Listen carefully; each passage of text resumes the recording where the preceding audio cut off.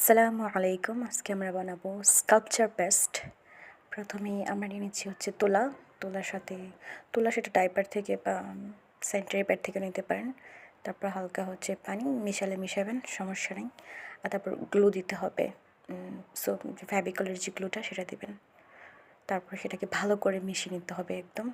তো আপনি যতটুকু বানাবেন ওখান থেকে খুব বেশি লাগবে না।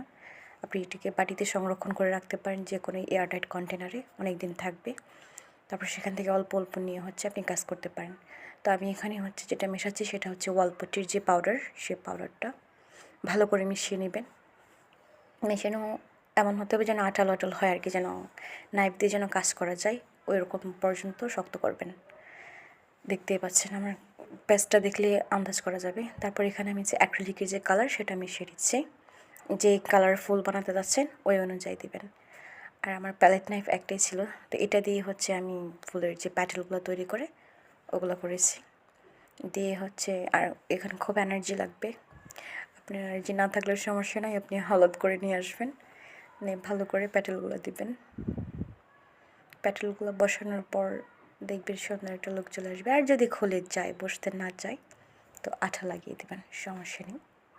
প্রথম বানিয়েছিলাম তো একটু কষ্ট হয়েছে, সেকেন্ড টাইম এতটা কষ্ট হয়নি। এটা হচ্ছে আমার প্রথমটা, আর যেখানে একটা ফুল সেটা হচ্ছে আমার সেকেন্ড টাইমেরটা, ওটা আবার সুন্দর হয়েছিল। টাটা, ঘুম।